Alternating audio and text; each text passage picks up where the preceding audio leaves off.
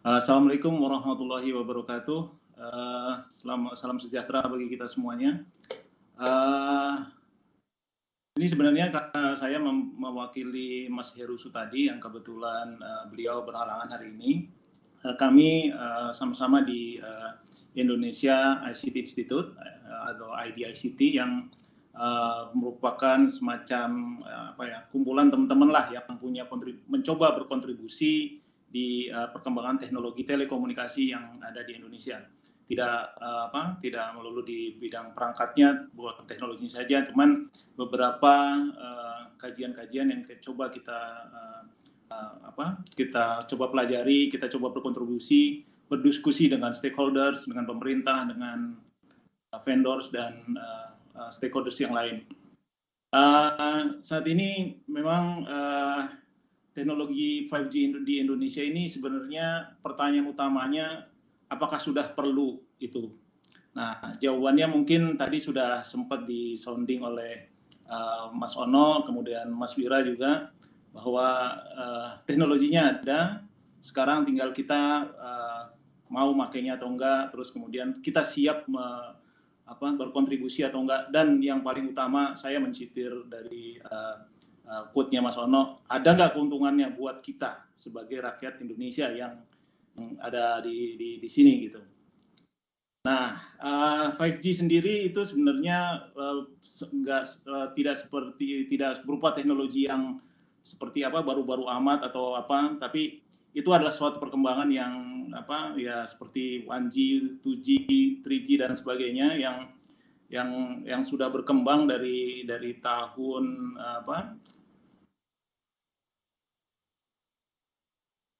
tahun sebelumnya yang kalau dari 1G sendiri itu mungkin tadi sudah diceritakan oleh Pak Ono, itu sekitar 2 kilobit per second untuk bandwidth-nya, kemudian naik di 2G 14 sampai 64 kilobit per second, kemudian 3G menjadi 2 megabit per second, kemudian yang sekarang yang terakhir itu adalah 200 megabit per second. Dan nantinya itu 5G itu evolusinya menjadi sekitar di atas 1 gigabit per second-nya. Dan ini perkembangan yang mulai sudah lama dari tahun 1970 untuk 1G-nya.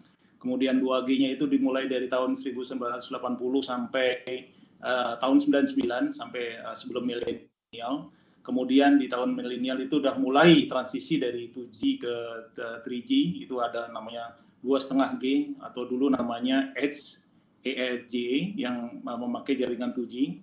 Kemudian di tahun 90 sampai 2002 itu perkembangannya 3G.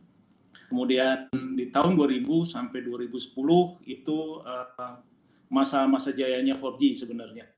Kemudian diharapkan di tahun 2015 sampai sekarang itu teknologi 5G yang akan coba mengambil alih peran di perkembangan teknologi telekomunikasi di Indonesia. Kemudian next-nya. Oke, dari evolusi kita ke slide ketiga, next-nya.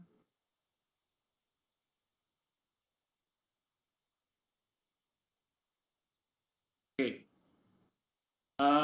Di seluruh dunia saat ini sudah ada 359 operator yang sudah berinvestasi di jaringan 5G. Kemudian 80 operator telah membangun jaringan dengan 5G dengan 3GPP compliance.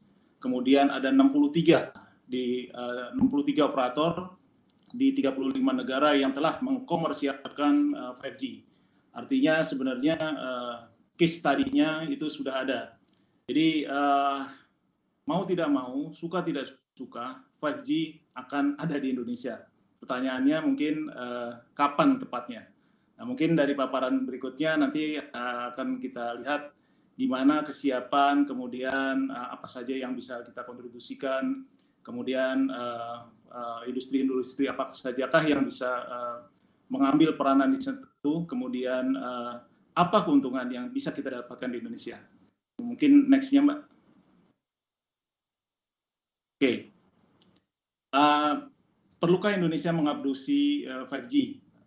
Kalau kita lihat di sini memang average speed yang ditawarkan oleh negara-negara di ASEAN itu Indonesia masih peringkat 5 lah, anehnya masih di bawah Vietnam. Kemudian masih didominasi oleh Singapura. Jadi Singapura ini sudah memberikan suatu layanan yang sudah berbasis high speed data transfer. Jadi masih di bawah Singapura, Malaysia, Thailand, dan Vietnam. Indonesia ini sebenarnya kalau kita lihat secara demografis itu nantinya seharusnya itu sangat butuh yang namanya high speed internet. Cuman nanti kita coba elaborasi kenapa saat ini belum mencapai apa kendala yang dihadapi oleh pemerintah, apa kendala yang dicapai oleh dunia usaha, operator, kemudian para konten, kemudian supplier dan sebagainya yang kenapa bandwidth ini tidak bisa secepat yang bisa kita terima saat ini. Oke, next-nya. Oke, bicara mengenai teknologi, pengembangan teknologi 5G atau penerapan teknologi 5G Indonesia, ini tidak lepas dari 3 komponen utama atau faktor yang menentukan kesuksesan atau keberhasilan penerapan teknologi tersebut di suatu negara. Yang pertama adalah bisnis, kemudian dari sisi kedua adalah teknis, dan sisi ketiga adalah legal. Itu biasa disingkat BIS-Tegal, bisnis, teknis, dan legal. Kenapa ketiga tiga komponen ini sangat penting untuk sebagai dasar pemikiran sebuah teknologi bisa diterapkan di sebuah negara. Karena pertama karena memang ada tadi faktor yang apakah bisa menguntungkan dari sisi bisnisnya. Pertama, kalau kita melakukan bisnis ini, apakah nanti bisa break even? Kapan break even, kemudian apakah ini bisa menguntungkan bagi stakeholder atau investor yang nantinya akan berinvestasi di teknologi ini. Kemudian di aspek yang kedua, di aspek teknis, mungkin di aspek teknis teman-teman di vendor seperti Huawei, Nokia, Ericsson ini sudah mulai berperang dari mulai tahun 2015 mengenai keunggulan masing-masing teknologinya. Hampir setiap hari ini ada announcement dari ketiga vendor besar tersebut yang mengumumkan bahwa operator A menggunakan teknologi kami, operator B menggunakan teknologi kami. First launching, trial application, kemudian first application, kemudian commercial application. Nah ini ketiga majority dari teman-teman teknis di teman-teman vendor perangkat itu telah berperang dari mempengaruhi kebijakan atau mempengaruhi pasar itu dari mulai tahun 2015. Nah, aspek teknis ini mungkin tidak terlepas juga, ini kita baru bicara masalah BTS. Kemudian nanti mungkin ada korelasinya dengan rencana atau wacana mengenai BTS, 5G, atau teknologi lain yang kira-kira bisa diadopsi dari kesiapan teknis 5G ini. Kemudian di samping BTS juga di situ ada yang namanya backbone. Backbone itu artinya yang menghubungkan BTS dengan sentral atau dengan internet exchange. Nah ini yang perlu yang namanya restrukturisasi yang sebelumnya bandwidth-nya itu hanya bisa menggunakan radio link yang dengan kapasitas 2 mega, mungkin dengan 5G nantinya itu tidak mungkin lagi dengan radio link yang standar 2 megaan, tapi harus menggunakan yang namanya jaringan fiber optics. Nah, mungkin itu bisa dielaborasi nantinya dengan perkembangan teknologi fiber optics dan pembangunan fiber optics yang telah ada di Indonesia. Kemudian dari sisi teknis juga adalah perkembangan kecepatan dari server pengelola data di data center, kemudian switching dan sebagainya. Dan tidak lupa dari sisi teknis ini, di situ juga ada yang namanya content application yang sebenarnya akan menghidupi istilahnya teknologi ini menjadi suatu hal yang bermanfaat. Ya mungkin dulu waktu zamannya SMS ya kita yang namanya SMS konten, kemudian ada yang namanya video konten dan sebagainya, dan sekarang ini yang berkembang lebih ke arah interaksi machine to machine connection. Dan yang terakhir, aspek yang ketiga di sini adalah aspek legal, di mana peran regulasi atau pemerintah dalam hal ini yang mempunyai blueprint dan arahan mengenai penggunaan teknologi ke depannya itu mempunyai peran yang sangat penting. Pemerintah dalam hal ini telah melakukan banyak hal untuk, ya mungkin kita bisa lihat dari pada saat awalnya 1G, 1G, 2G, 2,5, 3G, 4G, itu adalah ada peran pemerintah yang mengatur mengatur secara regulasi, baik dari sisi bisnis, teknis, dan dari sisi legalnya. Nah, dari sini mungkin kalau untuk teknologi 5G ini memang belum diatur dalam satu peraturan pemerintah atau aturan BRTI yang baru.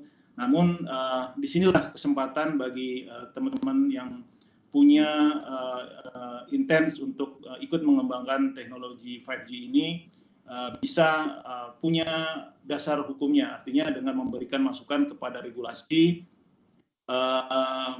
mengenai frekuensi apa yang dilakukan infrastruktur, dari sisi infrastruktur, kemudian dari sisi bisnis, kemudian dari sisi konten dan sebagainya. Dan ini pun sudah dilakukan oleh kita dari komunitas ID 5G Ecosystem dan ICT Institute itu telah melakukan coba mengkontribusi beberapa masukan ke pemerintah untuk mengantisipasi kesiapan teknologi 5G ke depannya. Nah, ini ketiga hal ini yang kita singkat sebagai BIS Tegal ini yang perlu diperhatikan dalam pelaksanaan 5G, teknologi 5G ke depannya di Indonesia. Kemudian next, ekosistem 5G, siapa sajakah yang berperan atau yang menjadi ekosistem 5G?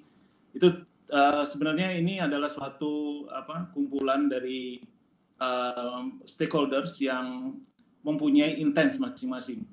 Jadi ada kalau di secara infrastruktur itu ekosistem 5G ini memang terdiri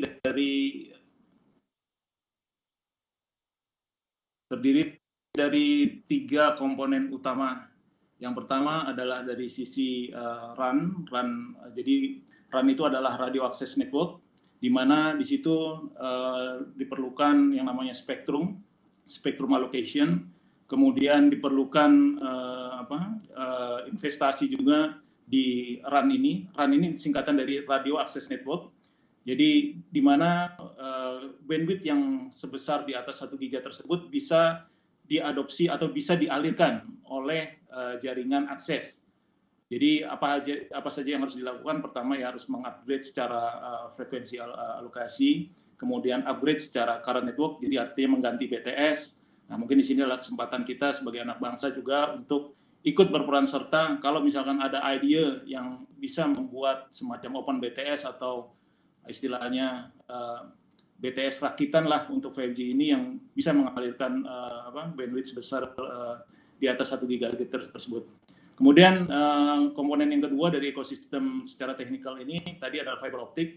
Nah, mungkin nanti akan kita jelaskan juga mengenai perkembangan palaparing, di mana pemerintah dalam hal ini dalam Kominfo, Kementerian Komunikasi Informatika melalui Badan Layanan Umum Baktinya itu telah menyelesaikan 3 seksi palaparing. Mungkin nanti akan saya elaborasi lagi.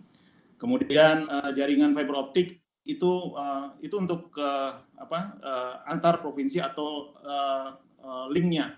Kemudian di fiber optik juga tersebut itu memerlukan membantu untuk mengakses dari setiap BTS. Setiap BTS itu memerlukan jaringan fiber optik untuk bisa mengadaptasi kebutuhan high bandwidth ini.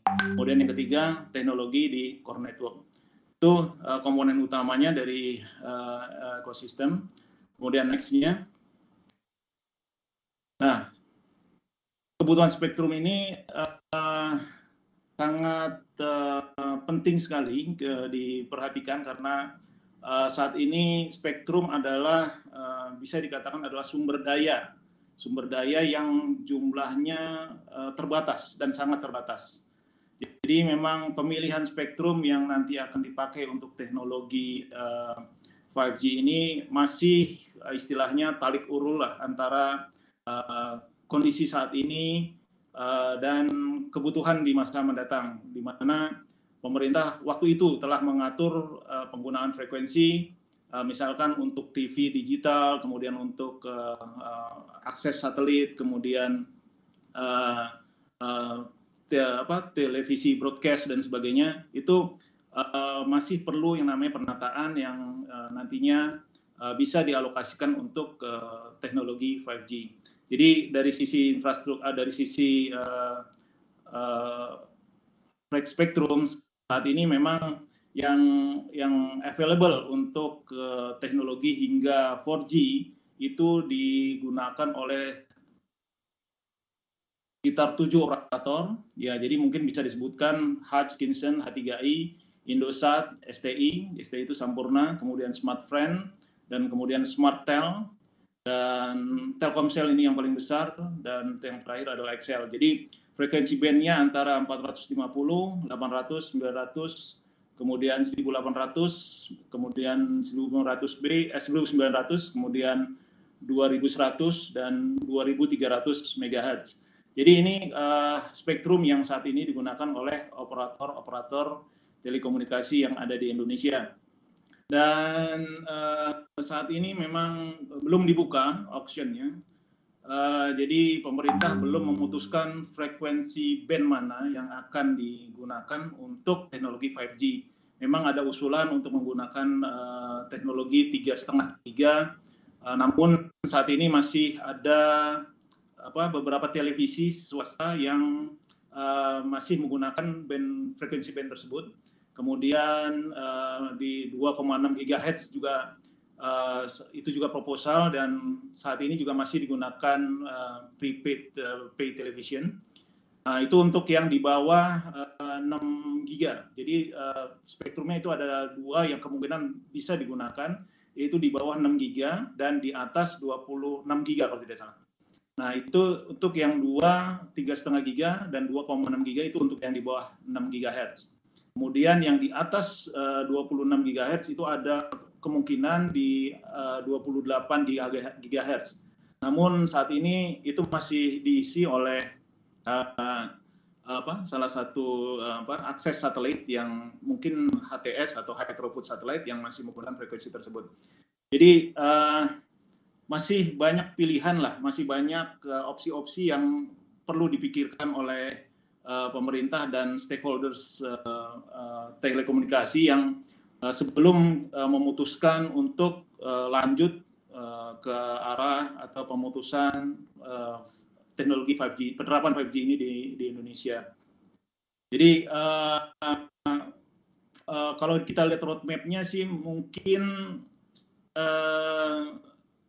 ini belum jadi suatu hal yang pasti karena memang blueprint-nya ini kita sudah mulai dari 2015 yang lalu untuk 5G ini, namun dari sisi Indonesia sendiri itu dari tahun 2017 sampai 2019 itu beberapa operator sudah melakukan trial untuk 5G ini dan mereka klaim sebagai suatu hal yang sukses. Salah satu contohnya yang operator lakukan adalah XL di tahun 2017 mereka menggunakan frekuensi 15 giga dan frekuensi 72 giga untuk solusi 5G di ruangan tertutup atau indoor. Kemudian di 2018 Telkomsel menggunakan frekuensi 28 giga untuk indoor dan outdoor solution. Itu mereka menggunakan trialnya pada saat Asian Games ke-17 di Palembang dan Jakarta. Nah, itu Telkomsel telah mencoba 5G ini untuk trialnya. Kemudian di tahun 2018 juga itu XL pun melakukan trial di untuk kota wisata untuk smart city. Jadi mereka menggunakan yang namanya implementasi water automation, trust bin automation, kemudian city monitoring dan bike sharing. Dan ini di tahun 2018 dan mereka klaim ini sudah berhasil dilakukan. Kemudian di 2019 kemarin itu Smartfren menggunakan frekuensi 28 GHz itu untuk diuji cobakan di pengolahan minyak sawit. Jadi mereka melakukan otomasi, jadi yang namanya IoT menggunakan teknologi 5G itu di frekuensi 28 GHz di pabriknya mereka. Kalau nggak salah ini pabriknya di Ancol, di Jakarta Utara, dan mereka sukses bisa melakukan yang namanya machine-to-machine communication dengan teknologi 5G. Kemudian di tahun 2020 ini sebenarnya pemerintah juga coba mengendorse untuk melakukan trial di 3,5 giga dan 26 giga. Tapi ini tergantung kepada kebutuhan teknologi akomodir industri 4.0. Jadi mereka untuk mengembangkan namanya digital ekonomi, pemerintah encourage lah. Namun mungkin saat ini trial di tahun 2020 ini belum begitu banyak karena memang ada kendala COVID-19. Kemudian next-nya di slide 8. Kalau dilihat dari Indonesia sendiri,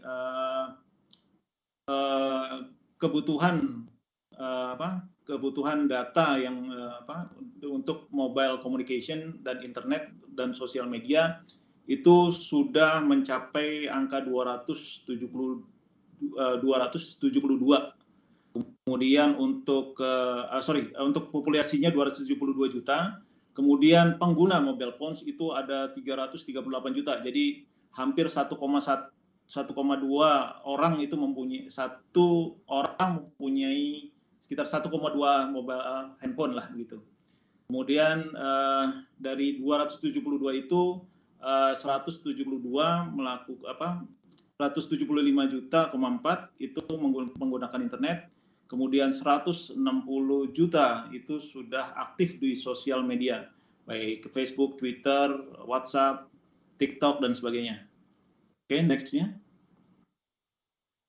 Berapa lama yang digunakan oleh masyarakat Indonesia untuk akses internet?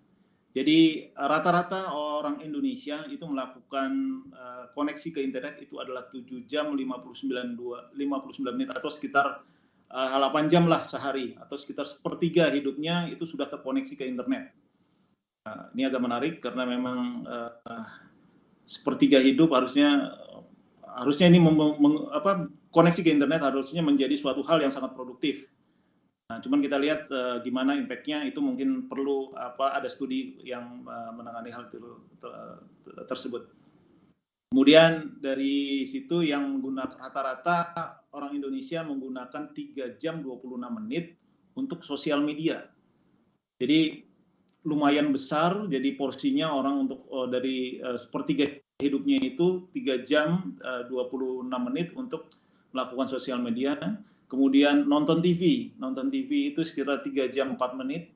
Kemudian mendengarkan streaming musik itu 1 jam 30 menit. Dan untuk game itu sekitar 1 jam 23 menit. Ini adalah hasil research dari mana ini?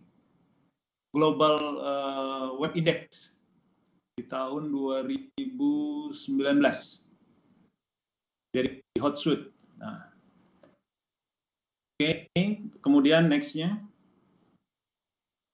Oke, perkembangan di tahun 2019. Jadi di tahun 2019 roadmap apa saja yang sebenarnya yang sudah dilakukan oleh Indonesia sebelum menerapkan teknologi 5G ini. Nah, di tahun 2019 sendiri itu palaparing itu sudah selesai 100%.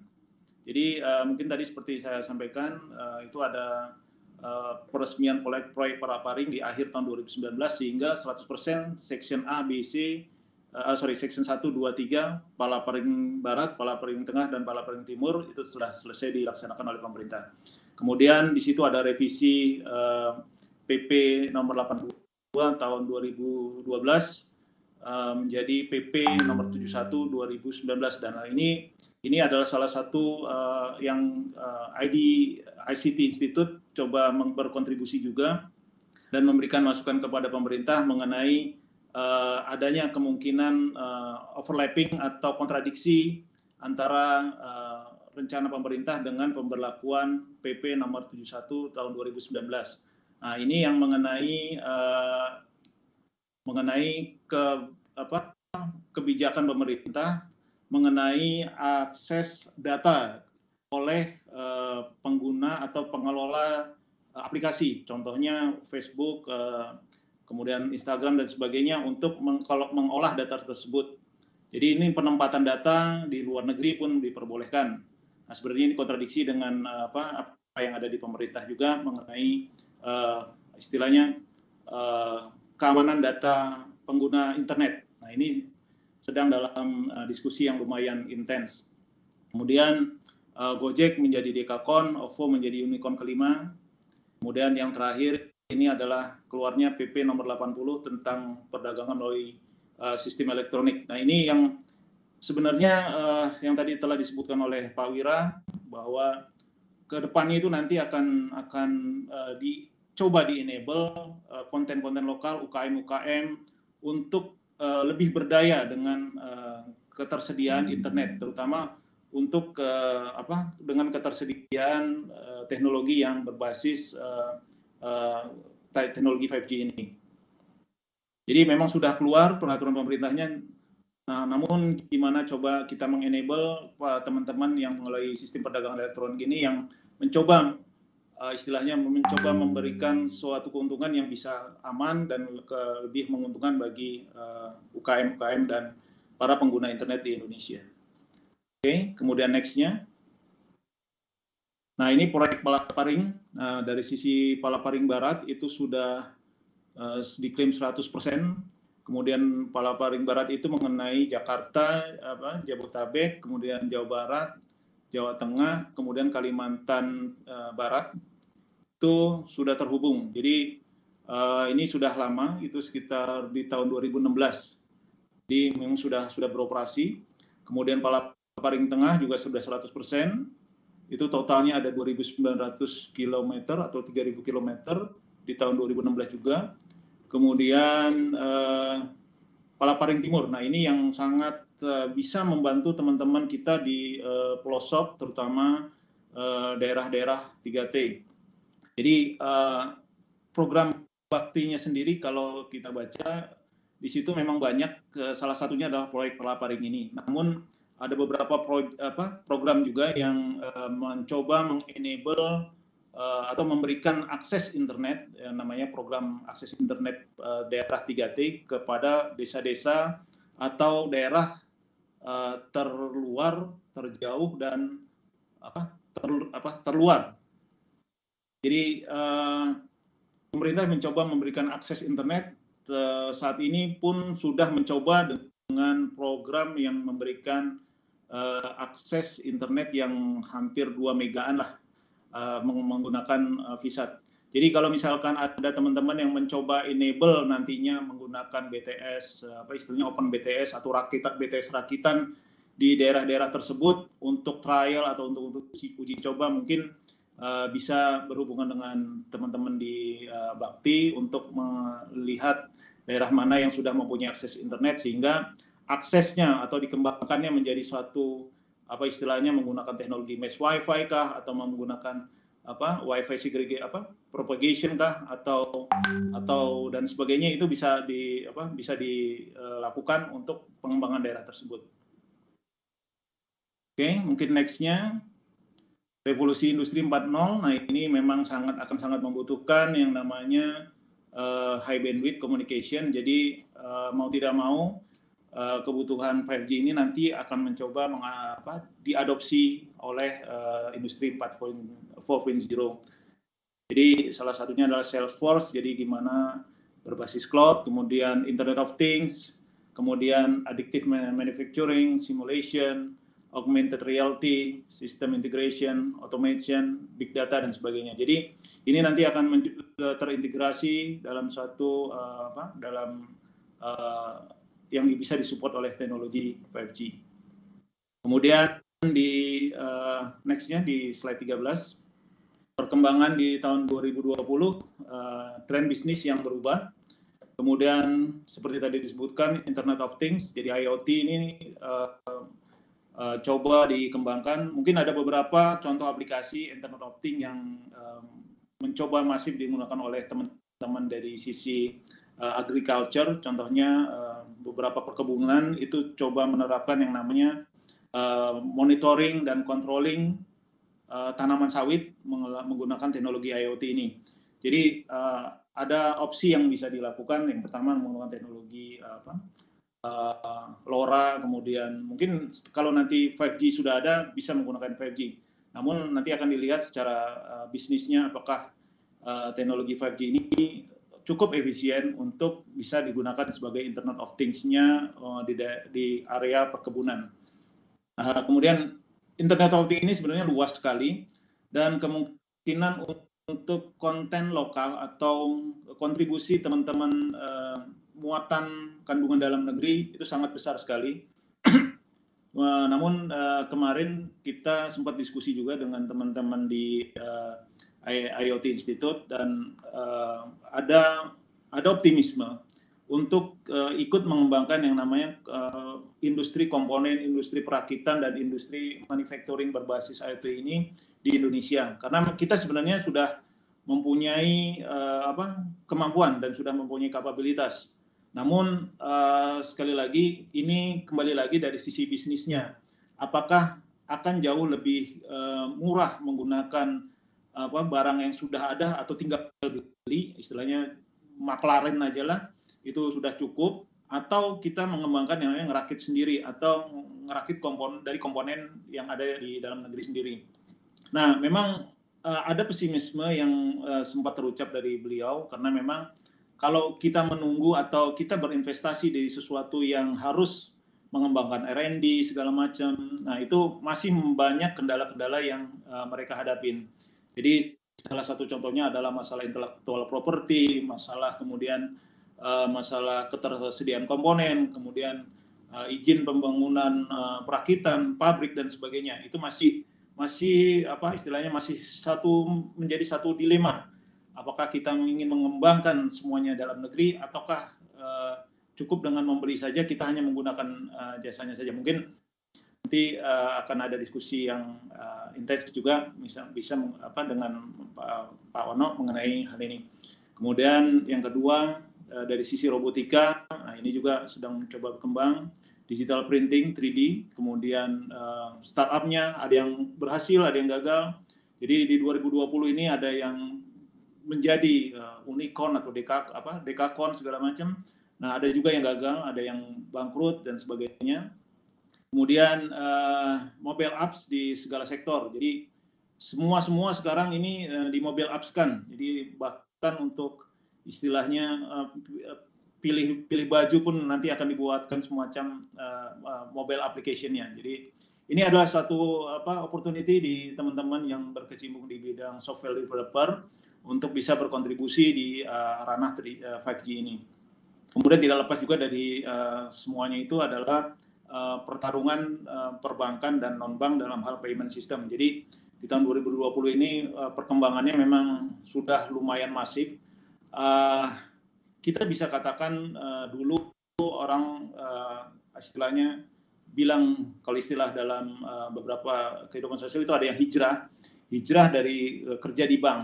Nah, itu dulu idenya adalah mereka pindah ke bank syariah atau segala macam. Namun sekarang ini yang dihadapi oleh bank konvensional bukan hanya bank syariah, tapi adalah sistem digital. Jadi payment system pun nanti akan didigitalisasi. Jadi menjadi internet banking atau digital banking. Nah, itu sudah dilakukan secara masif. Jadi beberapa bank yang kemungkinan tidak bisa bersaing di area ini, mungkin mereka akan mengalami kesulitan nantinya. Jadi seperti kita ketahui juga ada beberapa bank juga sudah melakukan yang namanya pengurangan pegawai, yang dimana cabang-cabang atau menjadi branchless. Jadi pegawainya itu dikurangin, semuanya tersentralisasi menggunakan internet banking. Kemudian di tahun 2020 pun sudah ada namanya RUU Perlindungan Data, kemudian rencana Undang-Undang Ketahanan Keamanan Cyber.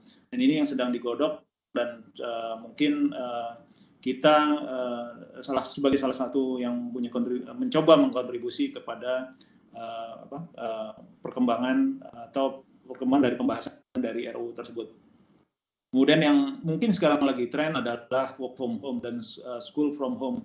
Nah, ini adalah suatu kenyataan yang istilahnya di mana ada kesulitan, di situ ada kesempatan. Jadi pada saat COVID ini work from home dan school from home ini menjadi suatu keniscayaan dan bisa menjadi bisa dikatakan keharusan, sehingga kebutuhan akan internet di rumah-rumah atau kebutuhan bandwidth di rumah-rumah pun atau di sekolah pun nanti akan menjadi sangat krusial. Kemudian next berikutnya industry transformation. Nah, ini pun dari sisi dari kita harus bergerak dari sisi tradisional industri menjadi yang transformed industry, dari menjadi digitized dan mobilized. Jadi berbasis cloud, kemudian device, network application, dan sebagainya. Oke, kemudian yang slide berikutnya, ini disadur dari salah satu vendor yang Ericsson di tahun 2015, yang 5G akan memberikan fondasi untuk efisiensi industries dan society, massive machine types of communication, kemudian mass market personalization TV, kemudian critical machine types of communication, kemudian multi-domain performance, energy, global standard, dan sebagainya. Kemudian apa yang bisa ditawarkan oleh 5G itu flexibility dan robustness, dan mungkin tadi sudah disampaikan oleh Pak Wira juga mengenai kebutuhan di sisi flexibility-nya, dari sisi keterbukaan, mobile, programmable, agile, dan sebagainya. Kemudian dari sisi robustness-nya juga itu skalanya menjadi sesuatu lebih besar, di mana nanti akan kebutuhan big data akan jadi sangat besar, menjadi satu hal yang mutlak. Kemudian yang kedua adalah dari sisi security, mungkin tadi sudah dibahas juga oleh Mas Wira mengenai security, dan yang terutama adalah reliability, dan yang terakhir adalah standarisasi. Jadi mungkin bisa dirampat dengan 5G ini ke depannya memang akan merubah namanya paradigma kita berkomunikasi. Jadi yang seperti yang dulu kita nggak berpikir bahwa Gojek pun bisa digital, sekarang pun semuanya akan menjadi digital. Jadi semuanya akan bergeser paradigmanya menjadi digital society. Mungkin itu Mas Okta yang bisa saya sampaikan, mungkin terlalu panjang ya. Jadi terima kasih. Assalamualaikum warahmatullahi wabarakatuh.